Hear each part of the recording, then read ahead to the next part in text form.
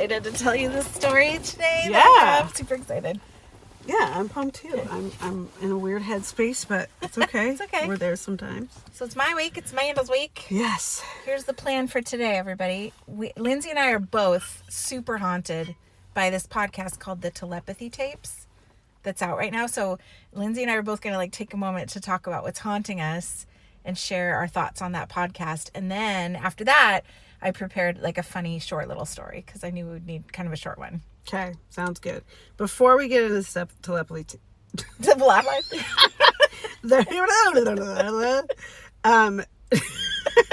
other things are haunting me that just like to be kind of transparent. One, my underwear is way too tight. Oh, thanks for sharing. Does that ever happen to you? Oh, all you the get time. underwear that cuts It's into your awful. inner thigh, where your thigh meets your moneymaker. I know That's not what I meant. You know what I mean. I mean, if we are making money that way, no shame in that game, but we're not. But so anyway, this, I got these thinking, I don't know if, clearly I had whatever the opposite of body dysmorphia is. I was feeling like I was smaller than I am. Get me that G-string. It's normal underwear. To the average American female, these would be serious granny panties. But for me, it's and it's just cutting in. At one point driving here, I reached down and ripped at them to just break the elastic a little bit. I totally get that. I've done that. Totally. You know what I mean? These are chubby girl problems, or maybe it's just girl problems. I need to start wearing boxer briefs. No, those aren't comfortable either. I've done that. They slide around because they slide up. And then they bunch up. They bunch up, and then it's you can see them all bunched up under your pants, and they're super uncomfortable. I don't need that. I don't need to draw more attention to this part of my body. No. How does my husband do it? He wears them. They're fine. They stay I do to not his legs. know. I don't know. But I've tried it, and it doesn't work. And maybe it's because my thighs are, thick, so they don't. If they're made for straight-legged people, like my husband, that's not me. Gumby. Yeah, just thin string bean. Yeah, that's not me. That's not me. So I got to figure something out. I need an underwear solution. I have some that are really great. These, I thought. You know what the best underwear is ever? Ones. After you have a baby, and the underwear they give you from the hospital with the 8-inch waist fit, the band. Oh my gosh, it's the most comfortable underwear I've ever worn in my life, and you can't buy it anywhere. You have to have a baby to get the underwear for free. I'll have from the another hospital. baby. Yeah. Just give me some comfy undies. Welcome to the podcast, everybody. Oh God, sorry. So that's the first one. Second one. I'm struggling mentally this week. Just want to, so for you to know, especially just because you have to do this podcast with me, is I'm having a rough few days. I don't know what's going on with me. I had some chest tightness this morning. I know that I ate way too much sugar at a bunko party on Friday, and I thought maybe I'm just detoxing from that. But let's be honest. I'm a chubby girl because I eat way too much sugar more often than the occasional bunko party. So I don't know what it was. I don't know. I was maybe I've had too much caffeine, so I didn't have coffee for a couple days, and then the sugar, and I'm not sleeping great, and I just feel kind of And then I looked at the moon phases today. We're definitely 99% illumination tonight, which means it was full moon yesterday, so I don't know if that's part of it. Full moon. Do you have anything happen at school? Because that full moon phenomenon is real. Today at school, you would have thought it was the day before Halloween. Oh, that was the energy. The day after Halloween is the worst day to teach. It was so just loud and hyped. Nothing bad. No one was rude in the sense of outwardly saying rude things or being disrespectful. That's weird for a Monday too. It's Tuesday. Today's Tuesday. Didn't you say? This was today. Today was bad. Now, yesterday was the real full moon, but today's energy felt really crazy, and therefore, I've spent the last 2 days just tired. I almost took a mental health day, which is not my MO. I don't do that, but there's nothing wrong with teachers who do it. I just can't get a sub very easily, so I really try not to take time. Yeah. But you can take sick time for something I need to just decompress and maybe go get a massage. And everyone should, yeah. But anyway, so this gives me life, though. This podcast, Amanda, you asked me, we don't have to do. Yes, we have to podcast, because this is what I live for week to week, is this kind of quality time with people. So it is so fun. But I'm hearing you. I'm hearing that you're really distracted by both your fabric, elastic, and your mood. So we will be sensitive to that, and we'll just see what we get tonight. Let's see what happens. I'm going to apologize in advance. All right. So let's talk about Tele- you have to say it. Obviously, I can't even say it. Telepathy Tapes. Yeah, we're going to talk about the Telepathy Tapes. This is a podcast, 10 episodes. It's out right now. There'll be more. And it has taken over, it's the number one podcast right now. It's taken over the Joe Rogan podcast, which is hugely popular. And I just feel like people should listen to it and so we can have some conversations. Yeah. I've been telling everybody about it. It sounded like a cuckoo pants, but come on. Do you want to give people who haven't heard it just a quick little synopsis and then? Sure. The synopsis is that people with nonverbal autism are telepathic, and though their bodies betray them, oftentimes we as a society, education system, people out in the world assume incompetence with these folks. And the reality is, according to the Telepathy Tapes, is that they are oftentimes savant level geniuses at most, and minimally they are telepathic with at least one caregiver in their life. So oftentimes the mother, and then it can be others, and then they communicate with each other. They have wild, just spiritual gifts is the words that keep getting used in the Telepathy Tapes. And I'm through episode, I have 5 minutes left in the final episode 10. And their messaging is all positive. One of my favorite quotes is like, just lead a life full of love. And it's all about just interconnectedness for them and letting go of the material world. But it's such a hard thing to prove, although I think the Telepathy Tapes does a good job of proving that you can't prove it. But at first glance or first blush, like Amanda, you even asked last week when I first brought it up, like, well, how do you prove such a thing? And you hadn't listened to the podcast yet. So then, they explain their testing and how they've been able to sort of verify that some of this, at least, is really truly going on, if not all of it. But Amanda said, I think it's important that we share counter ideas about it. And so I'm curious to hear what you got. That's my plan tonight. I'm going to share some of the reasons for the controversy around this and the research that might not in every case be responsible research. However, I don't want to say that I don't believe in what they are claiming in this podcast series. I'm not 100% yet. I need more good research. I would say I'm at 95. Yeah, that's just kind of how my brain works. I need to witness it for myself to kind of just put that last nail in. But I was already pretty open to this kind of phenomenon. Right. So it won't take much for me to be like, and nice. Scene. Me too. Got it. I'm open, and I'm very hopeful. Because it would change the world in such a beautiful way, and the way that we understand the world. But what I want to add to the conversation is just to ask everybody to be responsible kind of when you go into listening to the Telepathy Tapes. And I'm going to cover some of the things that we need to be kind of cautious about in the controversy. So you have to be cautious about research when people say something's research-based. Have you ever been in a meeting with other teachers and it gets really heated and everybody's yelling? They have different opinions that clash. And everyone's like, my opinion is research-based. My opinion is data-driven, right? And the problem is that you can't all be disagreeing and have all this research that, you know what I'm saying? There's always going to be research that proves whatever hypothesis you want. Sure. Well, it's sort of like having a high fiber diet is really good for you. That's research proven.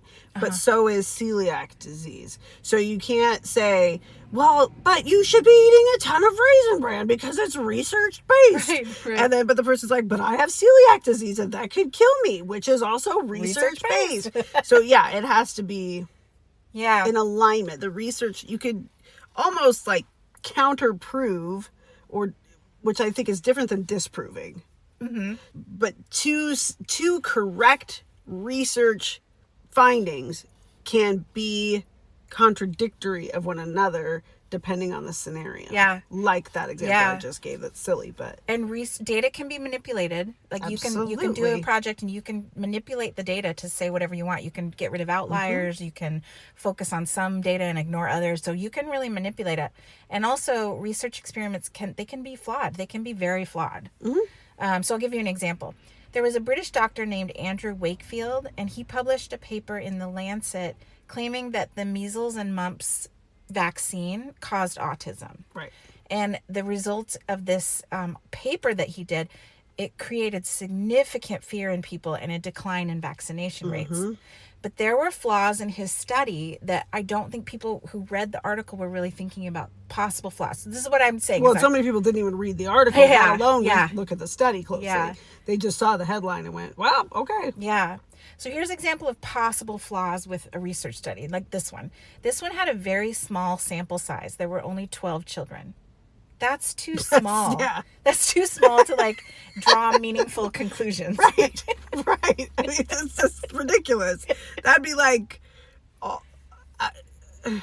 with the bird flu or listeria or whatever. Yeah. You just pull 12 random heads of lettuce from somewhere and go, nope, no listeria here. Looks like we're fine, America. Fine. Yes, it's a great example. Or here's 12 healthy looking chickens. I think we're good. Yeah, you're exactly right. So that small sample size, not good. Selective reporting, that's what I talked about before, where you kind of cherry pick the data that comes in. Okay. Not good. Nope. Also, conflict of interest. This happens a lot. So this particular guy, Wakefield, it turned out that he had financial interests in proving that these vaccines caused autism because he was planning to create a competitive vaccine that he wanted to put on the market, and he wanted the money. So it was in his best interest to make his competitor look terrible. Douche canoe. Dr. Andrew Douche canoe. That's awful because it really manipulated the decision making for thousands of parents. That's what which then affects thousands of kids. Like bad research. Shame on you. Unethical research is dangerous. So like you have to be so careful when you're claiming things. And yeah. Another problem would be methodological problems. So the study lacked a control group. It's pretty standard in scientific research that you would have a control group so you can compare. So, and also the children who were in the study, the 12 chosen, the disciples, if you will, of Wakefield. Yeah, they all had a variety of other medical histories and other conditions. So it's comorbidity. Yeah. You can't siphon out or separate. Right. Is it because of this issue? Like, are they autistic but also blind, or autistic but also diabetic, or have Downs, or like you can't separate out other potential factors. Then it's pretty loosey goosey. Yeah. So not only did they have 12 kids, but the comparison was unreliable because all 12 kids were really different. So over time, half the kids were cats. Is that the next one? No. But over time, there were other larger studies, more rigorous studies, more ethical studies. And when you look at this is what I like to do, is I like to look at all the studies. You need a preponderance of evidence, lots of evidence. And then synthesize those. Yeah, I love meta studies where they study multiple studies. And they found no link between the MMR vaccine and autism. Nope. So you want to make sure you look at not just one research study, but lots of research studies. Yep. And then don't just look at the headlines. Make sure you read the articles and then look at the background of the studies. And like you said, get a preponderance of evidence to support a claim. Yeah. Which we don't have with the Telepathy Tapes podcast. Right. However, but this is not the first time this kind of thing has been studied. That's true. That's true. And I think that this podcast is so well done. Kai, the woman who made it, is the most incredible storyteller. Mm-hmm. I hope that, if anything, it sparks curiosity. And she's a skeptic. She is, She went in super skeptical. Yeah. That fades, episode to episode to episode. She's completely away by the end. But her camera people, the language interpreters that she uses, they all come in very non-believing, skeptical, and leave changed. Yeah. because they see so much with their own eyes. Yep. But yeah, I hope that the podcast is so popular and it's so intriguing that it sparks that passion for curiosity from like really top scientists in our world, like the top of the top. They should really be diving in, and they could create really ethical, really good research studies. And I think all things, like, even if I find out that no, they're not telepathic, which they talk about how that's a really a word that's too simple for what they can really do, but that at minimum, or at least, I hope everybody who listens to it comes out of it just assuming that someone who is non-verbally autistic or who presents as neurodivergent in any way is not limited to what you experience on the outside. I love that. Yeah. Let's not assume that because of the way their body moves or their lack of gross motor skills or the fact that they can't speak, let's not assume that there's no one in that head. Yep. That there's no other skills, gifts, talents, interests, etc. Yeah. Because even if they can never explain that telepathically to anyone, they still should have that level of respect. Absolutely. Period. And you know, we're teachers, so I can hear your passion when you're talking. Like, it's so important to meet kids where they're at and grow them from there. And you've got to always assume there's more than you think you know. Yeah. That kid who's running around crazy, maybe bouncing off the walls, is oftentimes my best listener. And the kids who are sitting there nodding and smiling and looking at me the whole time, they're compliant. They're not necessarily comprehending. That's a good point. So we can't judge a book by its cover. Absolutely. There's one other thing that when you listen to the tapes, you should know about. I think you should know about. There's a lot of controversy about the method that they use for communication. It's called facilitated communication. FC. And they use a lot of spelling boards. This is widely criticized because they can be misused, misinterpreted, unreliable.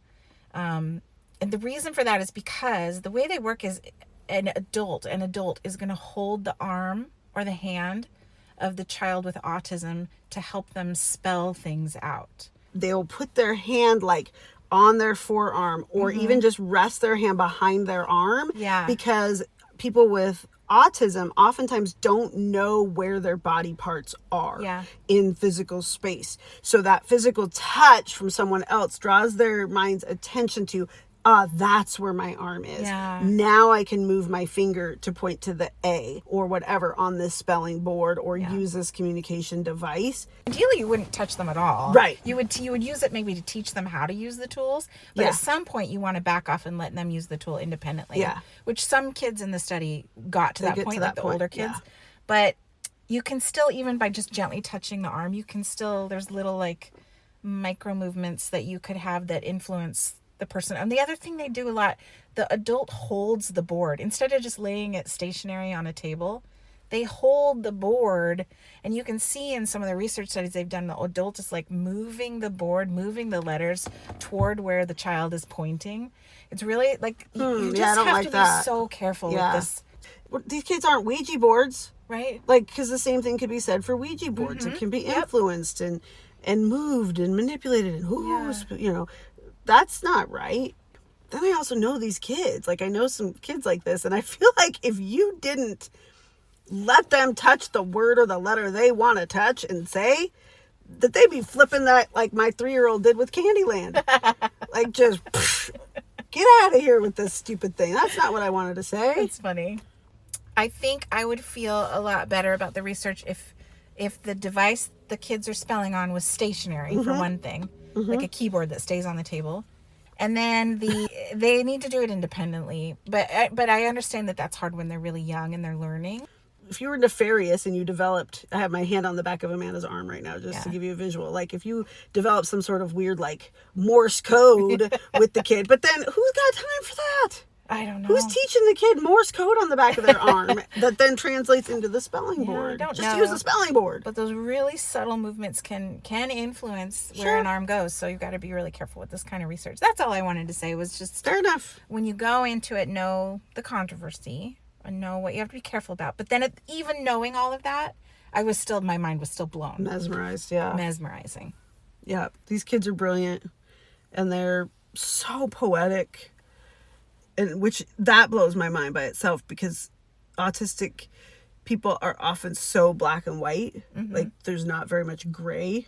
This shows me like that's even BS, because clearly these are artistic, whole brain, creative, thoughtful people. Yeah, with so much to share. Yep. Okay, so now we've talked a lot about the telepathy tapes. Go listen. Okay. Yes, please, please, please. And then please, like, get on our social media. Let's engage about this. Yeah. Like, I want to know. And there's Facebook pages already devoted to this all over the place, and podcasts about it. But it's potentially globally impactful. I'm so excited about it because it's like the number one podcast right now, and I'm so into like the unexplained and psi abilities, and that's what, if she can get attention from like really strong scientists and do a whole bunch of they do a whole bunch of studies, then I'm really going to be like excited. Well, I think she we said could learn in a lot. season 2 they talk about Faraday cages. Do you know what Faraday Yeah, cage is? yeah. So that's real hard to F around with, a Faraday cage. I'm looking forward to season 2 and the actual documentary. Yeah, she has a film. documentary coming out. I'd love to see the film because I need the visual of the spelling code. Same. I'm excited to see that, Cool. Okay, we're going to transition into a short Switching gears. Short, silly story. Good. That I can't. It's one of my favorites. So again, I'm really excited. I have all these little favorites that I save up for you. Like I've been waiting to tell you. You have like this whole I have a lot of favorites. cookie jar of cute stories. Okay. Or intriguing stories. I'm excited. Did you? Hey, to start out, have you ever seen the movie Nope? Did we watch that together? I think I watched it. I think so. Isn't that the guy who did that horror film Us, yeah. Jordan Peele, yeah. Yeah. We watched it with the horses. Yep. Yes, we did. This story And it made me jump. reminds me a little bit of that movie. Oh. Yeah, I know. Is this a real story? Yes, this is absolutely real. There's evidence. I like the stories with evidence. Nope. God, that movie, it was so aptly named, because about 14 times I was like, nope, I'm out. Oh man, there was that scene in the barn. I don't remember, but I was like, nope. No. One of them pokes their head out. Shoot them. Yeah. That movie was so good though. He's brilliant. He's brilliant filmmaker. Yeah. The main actor was such a cowboy who he barely spoke at all, but he was just, I was riveted. Loved him. Yeah. I loved him and his sister. They were awesome. Yeah. Awesome movie. If you haven't seen Nope, do yourself a favor. It's so fun. Yeah. Okay, so we are going to go to a place called Olympia Springs in Kentucky. Okay. Well, we're from Olympia, Washington. Yeah. I don't Different. think this is different. Well, I was Doesn't going to ask what you know about Kentucky, because I really don't know anything about Kentucky. Horse races and bourbon. That's all I know. That's it. Whiskey and horse racing. Nice. And then probably some systemic racism. Okay. So we painted you a picture of Kentucky. That's my assumption. Not fair. Not a fair assumption. I've never been. I'm sure it's lovely. Okay, this happened in 1876. This story I'm going to tell you about, but this has happened in other places in the world. March 3rd, 1876. That's our centennial year. Oh, is it? As a country, yeah. Oh, yeah, that's true. It was 11 a.m. on a beautiful sunny day, not a cloud in the sky. And a farmer's wife, her name was Mrs. Crouch. No first name. Just a Mrs. Crouch. You know that Damn it, Kentucky, I knew it. Let's talk about Amanda's research process. Okay. Because it's not very... Yeah, okay, so everything she said earlier about how important it is to do your research and verify it. It's true. This woman loves a ChatGPT synthesis. No, this isn't from ChatGPT, Okay, good, but I mean, this is on Wikipedia, and there's news articles, and there's scientific journal articles, but I did not take the time to find the woman's first name. You do also really need to be careful with ChatGPT. I asked it to tell me some paranormal stories, and I specifically was like, cite the research. and then it'll make up sources. It made up sources, and then when you challenge it on it, when you say, "Hey, ChatGPT, can you please cite your source for this?" ChatGPT, I should screenshot it for you, but it will like apologize. I'm so sorry. I made that up. I know I shouldn't have done that. Yeah. What? Yeah, it just happened to me today. So Nope. No, see, it's not okay. And ChatGPT. the more we use it anyway, we got to slow it down because it's a novelty right now. I get it, but the more if we keep using it, and the novelty wears off, and we're still heavily reliant on it, pretty soon it's just going to be AI drawing from AI. So misinformation pulling from misinformation or misconstrued, or it's not going to have any value anymore because it's going to be all just whatever was put out into the ether, jumbled up. Especially because we're all like in this country allowed to just put whatever we want out there on the ether. So AI is going to draw from all kinds of, like you said, misinformation and downright lies. Yeah, at least it like got caught and it realized it got caught and apologized. But yeah, I know I should not have done that. Yeah, and also please. Oh, are you really polite with AI? I'm super polite with ChatGPT, and people think that's silly, but I have always been very polite with Siri as well because there will be a time when the robots are trying to kill us, and I just want them to remember I was polite. I said please and thank you. I did. I said please and thank you, and I'm sorry, and have a great day, and I love you. Well, we'll be spared. Yeah, please. I can't outrun you. That's so funny.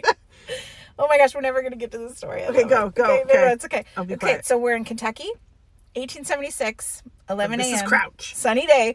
Mrs. Crouch is on her porch making soap. Of course she is. Have you ever made soap? Like with the lye and all the... No, because I feel like the skin would fall off my hands. No, I think it's not. a rough job. Yeah. I've carved out of soap stone, but that's a rock, so no. Okay, so Mrs. Crouch, she's making soap. She's, looking down at her soap, and then something falls in front of her and makes a plop noise that gets her attention. Ew. Okay. She looks up, and then all around her, things are falling, and she's hearing like a pitter-patter sound, and she's like, it's like hail. This is what's falling. Chunks of flesh. Chunks of flesh are falling all around her and all over her farm. So we joked about Olympia earlier. Yeah. But a similar story, maybe I'll bring it next time. A similar story to this happened on the Olympic Peninsula. Oh, did it? Mm-hmm. Was it meat? It still kind of remains a mystery. Okay, that's interesting. I want to hear that because it could be really similar to whatever this phenomena was. Weird. So the meat fell in an area about the size of a football field. So a really large area of meat. Again, remember, the sky's clear. Sunny day. And let's talk about the meat. So the meat... It's so gross. The meat was red meat, for sure. Oh. There were bits of muscle, cartilage, liver, brain, fat...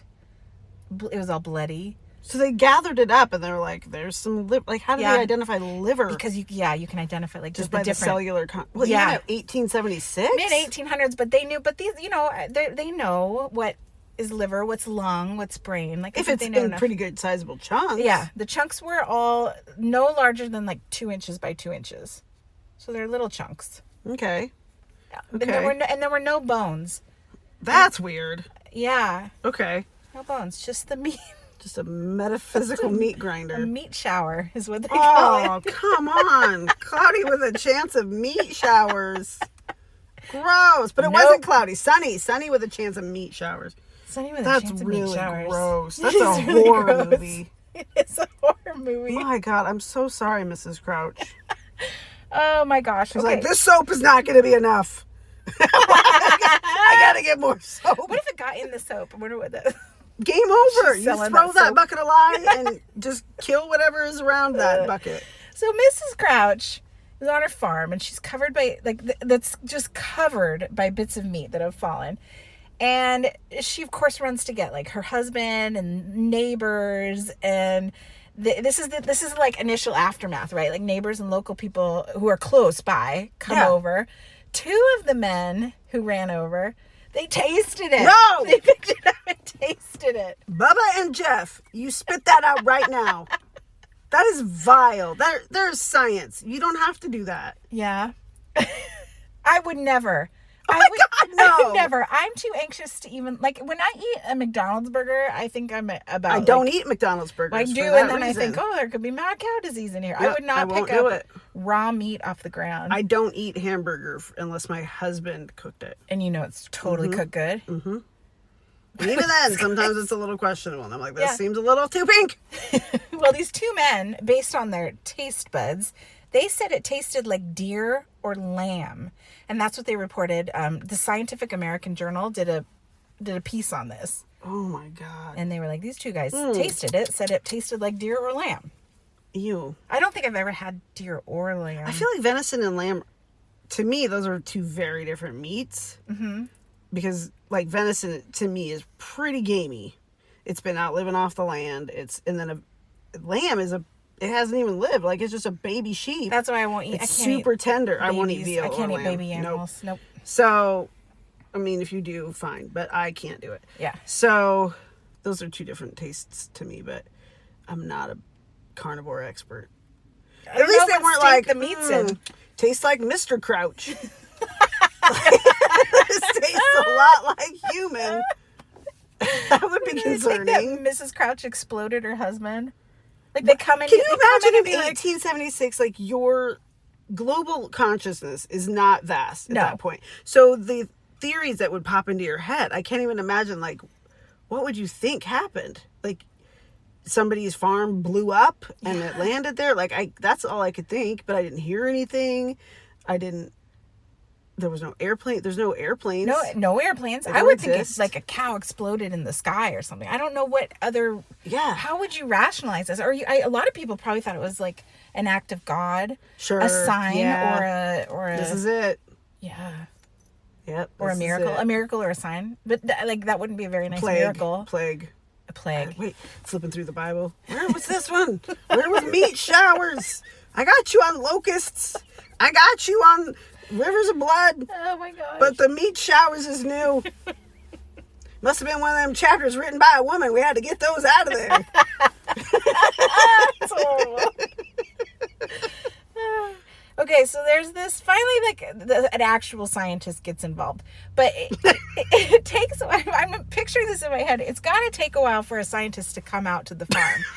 Right. So for how Gotta many get days? those horses hooked up to the buggy. How many days did they just leave the meat out there until they could get a doctor out to look at scientists to check it out? And then It's I'd so be watching gross. to see if, like, vermin came and did the vermin touch it? Did the coyotes come? Did Well, the badgers come? Or did they all just leave it alone? Because I that know would their be cat. telling. I know their cat went and ate it and had a nice little feast on it. And so, it lived? Yeah. Mm-hmm. Okay. So I don't think it was like poisonous, but it was.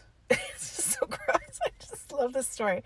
Yeah. So the cat ate it. So a scientist finally comes out. His name's Leopold Brandis, and he gets some samples of it. And he takes them for testing. So they actually collected a lot of samples from all over the farm. And some of them are still in like Kentucky museums today. You can see like samples of the meat.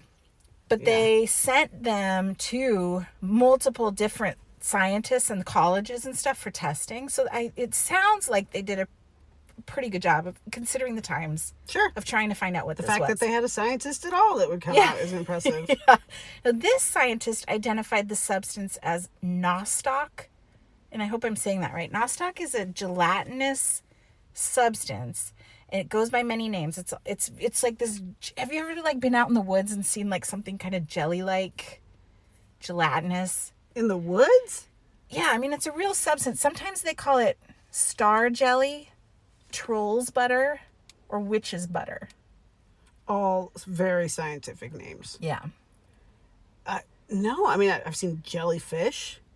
I feel like I've been out in the woods and stepped in something and been like, what is that? Is this a mashed up slug or what? Like, I don't know. Maybe I just thought it was slug slime. Well, there really is a thing called nostoc. Interesting. I don't know Okay. how common it is. Is it GNO? No. How do you spell it? Nostoc. Oh, But I don't think. I mean, more people tested it and no one else had the nostoc theory. Oh, But, okay. but Okay, nostoc, so you can I let don't. that go. I don't know that it really looks like red meat. no. Like I've never, hamburger meat. I can tell you for damn sure, I've never been out in the woods and been like, that looks like a chunk of liver. Well, carry on, kids. Carry on.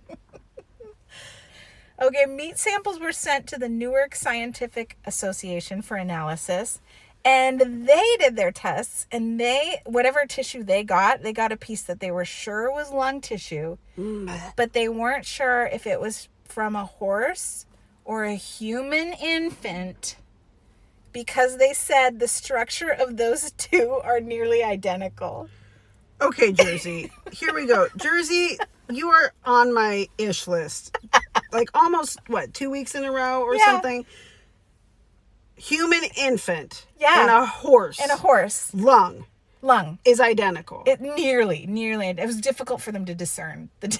How about we just go, it's 1876, y'all. What do you expect us to do? We don't know. Well, do we do that now? Like in 100 years from now, or do you think we'll be like, it's 2025? What were we thinking? What were we thinking? Oh, for sure. Yeah, I already think that about 2025. Like, what are we thinking currently? What is happening? It's too much fun. I love it. Okay, so here's a couple possible explanations. Well, do you have any ideas for what it could be before I go into possibilities? Sakes. Well, I mean, honestly, and just bear with me for a second. I've been reading a lot of weird stuff over the last several weeks. But is it like leftovers? Like, what goes down the garbage disposal of an alien ship that took biological samples from Earth? That's what makes me think of the movie Nope. Oh, that's right. Yeah. When it pours down onto the house. Yep. I forgot about that. That was awful. Yeah, so you... Yes. Okay, now I see the connection. I wonder if this was Jordan Peele's inspiration. I don't know. Could have been. Yeah. Okay, so we've got the alien theory. That's what I have no other theory. If they didn't hear big bangs, there was no meat factory that blew up, or meat/baby factory, apparently, that didn't blow up. Oh, there'd be so many babies, too. I mean, it was just a lot of meat. It's so gross. Well, it's only a football field's worth. How many could that be, really? So, I mean, it'd have to be like a whole herd of horse hybrid babies. Well, that's... That's a stretch, Lindsay. Yeah, I'm going aliens. And you know that they can come on a sunny day because they can cloak. If they have the alien ship technology that I think they do, they could cloak and make it look like it's still just a sunny day, but got to empty that garbage disposal, got to clear out the trash compactor. Yeah. Bloop. So the aliens going around and they're collecting all these cows, they're mutilating cows. Or humans, or whatever. And they bring them up in their ship, and they're like, we don't need these pieces. It's the waste. We're not going to make chicken like nuggets a butcher shop, or like biohazard waste that they do in any kind of lab. Yeah. You have your biohazardous waste containers, and you got to dispose of them somehow, and I guess the Crouch Farm is as good as any. Okay. Okay, we're going to put that in the list of possibilities. Thank you. You're welcome. Another possibility. This one, it sounds like it could be a good excuse, but I don't think it's going to cover it. So, did you know that vultures will vomit after they eat a lot, after they gorge themselves? And if something scares them, they will involuntarily vomit. So with snakes. Yeah, so they can move faster. They got to release some of the weight. That's a crap ton of vultures. It would be a crap ton of vultures. And again, she said she didn't hear anything or see anything in the sky before the meat came down. So and also, what 24-hour buffet would this horde of vultures be hitting that they could get that much meat and all consume it at the same time, and then all go bleh, and regurgitate it all at the same time? The multiple coincidences that would require somehow seems more of a stretch than my alien theory. Do vultures, I don't know this, do vultures even travel in packs or flocks? Because in all the cartoons where I've seen vultures, I love your cartoon references. It's just like 3 of them, the buzzards or whatever. Yes, I mean, they're carrion animals, so they're wherever they're native to. If there's a dead animal on the side of the road or along the water's edge or whatever, chances are you're going to get more than one, because they're going to be around. But they don't hunt, because they're scavengers. They don't hunt and travel in order to take down prey. They just are opportunists. That's theory number 2. So it sounds like, just by the look of your face, theory number 2 is full of holes for theory me. Number 1 is theory number more 1 likely. is obviously superior. Gotcha. Okay. And then the third theory is that in this, have you heard of the story? I'm going to go into some stories of other animals that have fallen from the sky or other things that have fallen from the sky. Okay. And a lot of scientists think that it's caused by tornado water spouts, which is a tornado over water. And violent winds will pick up things and carry them and drop them somewhere else. So this theory would be there was some kind of... Like a sharknado. There was like a sharknado, like something killed a bunch of animals and the meat was everywhere, but no bones. Or the bones were too heavy, maybe. And a tornado comes by and picks up all the meat bits, flies them over this woman's house in Kentucky. It was a clear, sunny day. On a clear, sunny day. I know. And they're... Yeah, usually when things are falling from the sky, it's like heavy rains. Yeah, there'd be dark clouds. I mean, Yeah. any kind of... Even a water spout is coming with clouds. So that It's theory, not we can traveling write that off. independently. Well, it has to be. I mean, I'm no aliens, then. meteorologist. I feel like it wouldn't just be like this. Meat-nado. Gross. Although that theory has more legs for me than, no pun intended, has more potential for me than the vulture theory. Okay. But what body of water? Does Kentucky even have a body of water large enough to generate a cyclone? I have no idea. I have Me no neither. idea. I'm sure they have lakes and stuff, but there's This definitely was no called- ocean. Well, this was Olympia Springs, so I guess there's a spring. That's a sizable spring to But be a spring generating a full storm. of spring full of chewed up meat? No. No. Try again. So to finish up, I'm just gonna share with you some of the other things that have fallen from the sky that we have like good documentation of. Okay. And this happens, I don't know if it's like frequent. I'm sure it's super rare, but it does happen. If it happens more often than what we think, like, I want to hear about it. Okay, I'm going to go through some of the other things that have fallen from the sky. And what's really cool is like the more recent ones, we've got photos and videos and stuff like that I can post online. So, Oh, please. I need, yes. Yeah, there's some crazy stuff. Okay. In the 1st century AD, there was a Roman naturalist named Pliny the Elder. Pliny? Pliny. Pliny.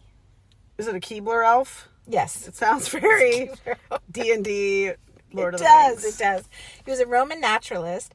He documented several storms of frogs and fish falling from the sky. And those are the most common. Okay. Fish Very is the most plague-like, common. comes from the water. Yeah. If it's a cyclone or something, picking water up and then hurling it distances or traveling and then dumping it. That kind of makes sense to me. Oh, excuse me. Kind of. Getting late. But the scientists have never watched the process from start to finish. And so even though it's a good theory, I think it's a pretty logical sounding theory, we still don't have good evidence of it. So they haven't seen a cyclone build just offshore or whatever. Suck up a bunch of fly them several miles in the air and Right. then release them. They haven't seen that. It's only frogs or it's only fish. It's or only one type of species. Yeah. I have a lot of questions about that. And A if you have lot. answers, make it make sense. I need to know from scientists, why is it just one creature that gets dumped? It's Yeah. not like a whole biome. It doesn't make sense to me because if it's like weight related, I would think it would pick up the whole community of anything that weighs around the same or lighter. So if you've got frogs, what else are in there with frogs? I mean, there's little fish and frogs. Salamanders. Yeah. Bugs for sure. Yeah. Unless they just get like zipped out and like sucked out the back. Because they're too light. They're too light. They're too light. It's got to be like a specific weight, and frogs have it. Maybe or that's fish what it have is. Maybe they all have to be somewhat, at least semi-aquatic and of a certain weight.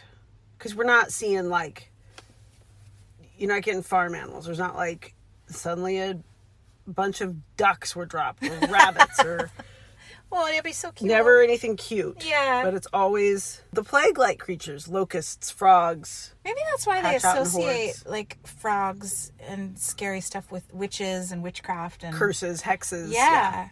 I think so. Because they're actually falling from the sky in some places. It actually happens, and then they're like, oh, it's a witch. Or Maybe, and I think part of it is the transformative qualities of a frog.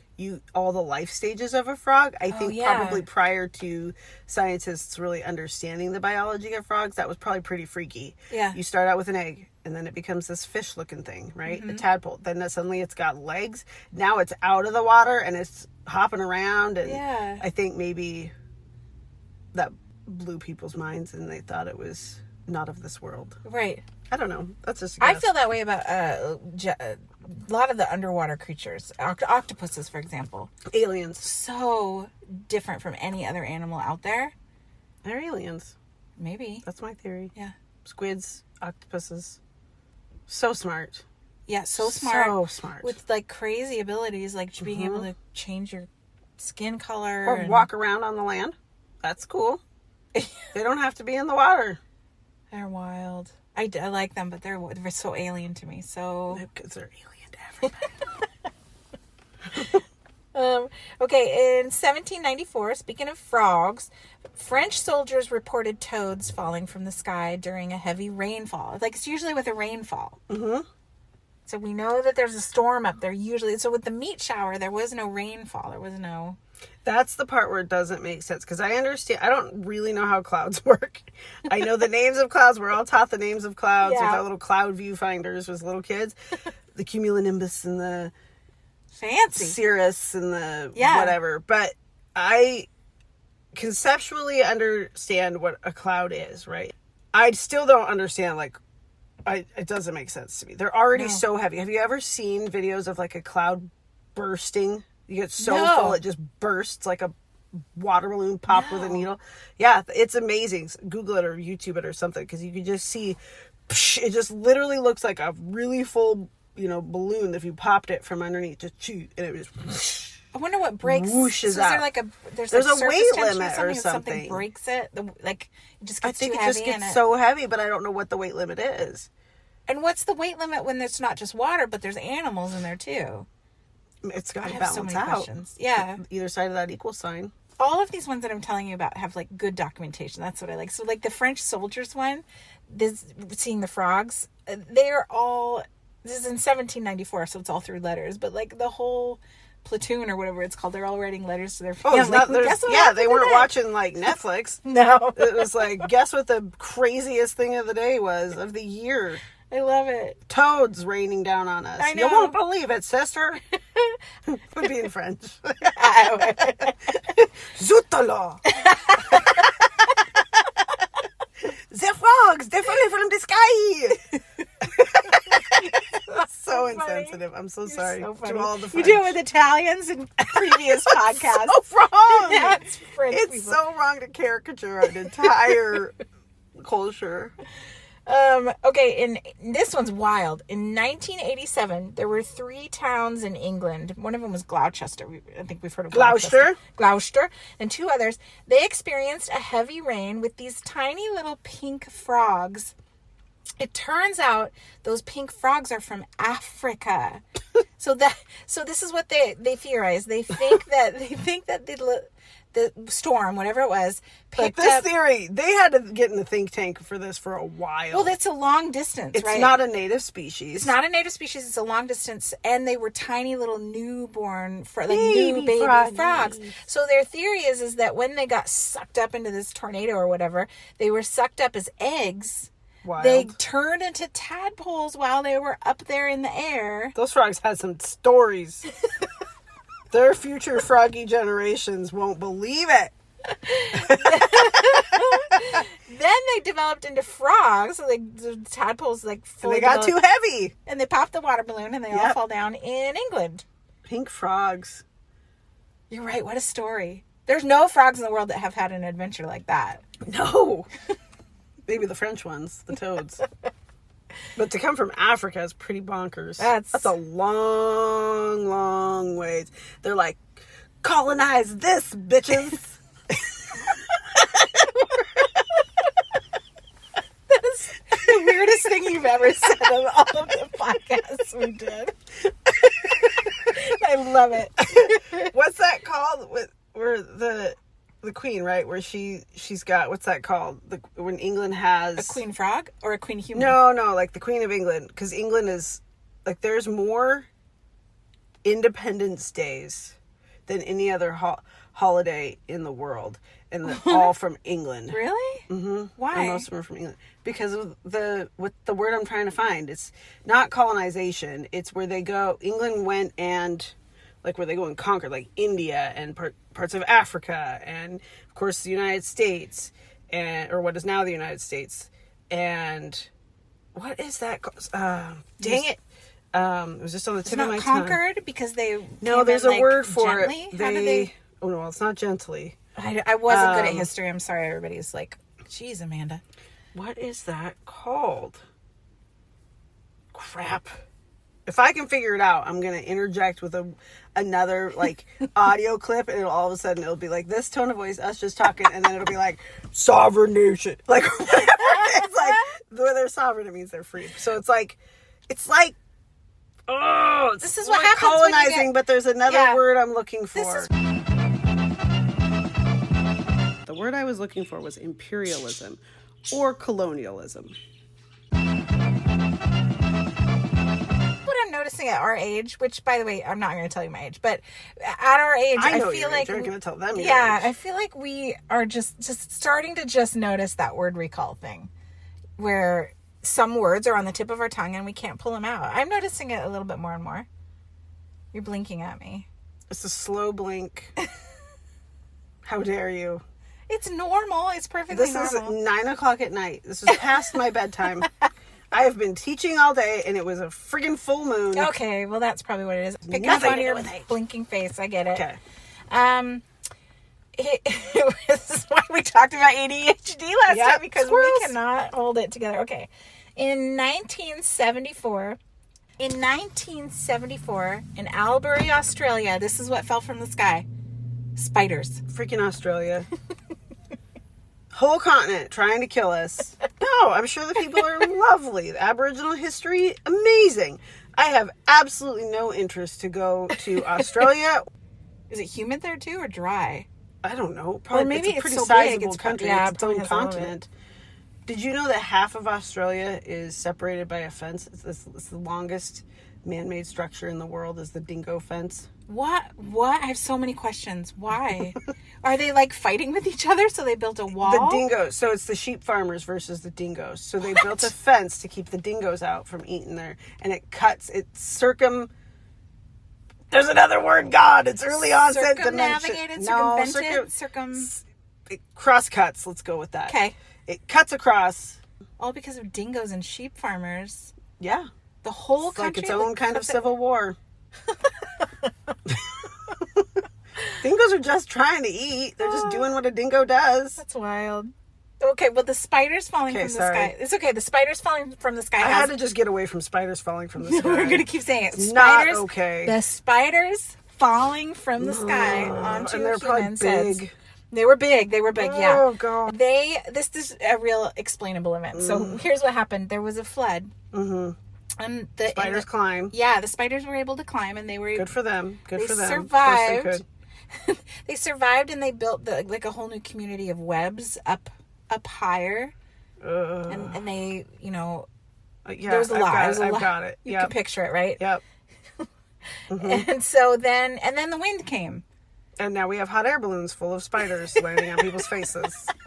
Whereas a spider, as long as it's not venomous, I'd be okay, like physically, but I would never be the same. I don't know that I would. You know what ruined me was Indiana Jones 2, which I love. I love that. I'm like the only person who loves that movie. Indiana Jones. I love all of the Indiana Jones movies. People hate Kate Capshaw in the second one, but I love her. It's good. Yeah. There's nothing wrong with that movie. But that movie did ruin me as far as bugs go, because of that scene where they have to save their lives, like reach in and touch all those bugs. Yep. It's Fear Factor. Yeah. Indiana Jones was the original Fear Factor. Okay, more things falling from the sky. In 2007, in Jennings, Louisiana, it was worms. It was a worm shower. It's all just the lowliest of lowly creatures. It really is. But good for them for getting a ride. Like, they need a little excitement. Earthworms? I don't know if it was earthworms or whatever. What other kinds of worms a worm is a worm is a worm. Yeah. Why wouldn't it suck up things that are similar weight in the similar areas? So like you've got pill bugs and beetles and I think it's why? possible because you said scientists have never seen this phenomenon happen from beginning to end. So Right. we don't really know how it's working. It's just assumptions at this point. It's conjecture.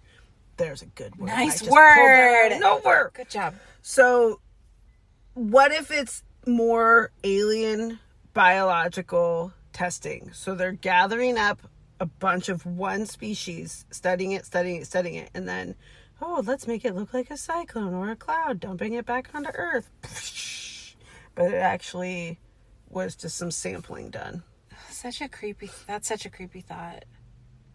I don't like to think of aliens as I don't like to think of them in creepy ways. I like to think of them We as do it like all the time. helpful. Humans full are of sampling knowledge. all the time. We're taking core samples out of trees. We're taking biological samplings of everything we can. We're drilling into true. the sides of mountains and into Yeah. taking crap out of fossil fuels. Like, it's all the same Yeah. thing. And then we just dump it when we're Yeah, done with it. when the we're way- done, we just get rid of indiscriminately it. just Yeah. drop it. I mean, maybe that's what's happening. I think it's as likely a theory as any of the other ones that have been proposed. I don't have a better one. I forget where we were. We did worms. Oh, this is the last one. And this is the one that scares me the most. I find this the freakiest. In Fairbanks, Alaska, in 2015, so really recent, really close to us. Do you want to guess what it was? Eels, because I was thinking from Asia, something's going to come across the water from Asia is going to sweep around the Yeah. Bering Land Bridge or the Bering Strait and come into Alaska. You were right. Yeah. I'm so impressed, though, that you guessed it. That's incredible. It was lampreys. Lampreys are the freakiest eels. They're the ones that look like they're in that, like, you know how, like, you have you ever kissed somebody who was a terrible kisser because their lips were too wide open and they come at you with that, like, open circle lip thing? I was thinking of more like a cookie cutter shark or something. Like, I used to watch Octonauts with my kids and I learned a lot about undersea creatures. Worthless knowledge. But the cookie cutter shark has that, like, rings of teeth. So instead of, like, when we smile, we have, like, it just from the front, it just looks like two rows. Yeah. When a lamprey opens its mouth, it's like several rings of teeth. Yeah. I hate them. They're creepy. They look like Lovecraftian horror monsters. Like the Princess Bride, like the screaming eels. I remember the eels. I know the movie, but I don't remember. Did they pop out of the water and show that round? It goes, "Ah!" And right as it's about to bite her, he clunks it on the head and grabs her. But I don't remember having like that. They should have. That would have been. If you want nightmares Genius. forever, look up a lamprey's mouth.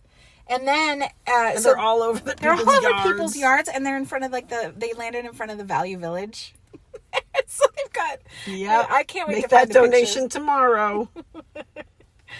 That is my list of stories of animals falling from the sky, but there are a lot, and it goes all the way back, I think, to like Bible times, right, where they talk about plagues and things. But it's never anything cute. Never. Never anything little fuzzy little bunnies. Yeah, a little bunny shower. A sugar glider shower. Sugar gliders So is the cute. funniest one. Please come up with a theory, like help explain to us why the meat fell from the sky, or why it's always just one thing falling from the sky. Where's the rest of the biome? Yeah, We need help. We need help making. I'm gonna get my next tattoo. I've got lots of tattoos on the docket. Blood shower. No, what? What are you gonna get?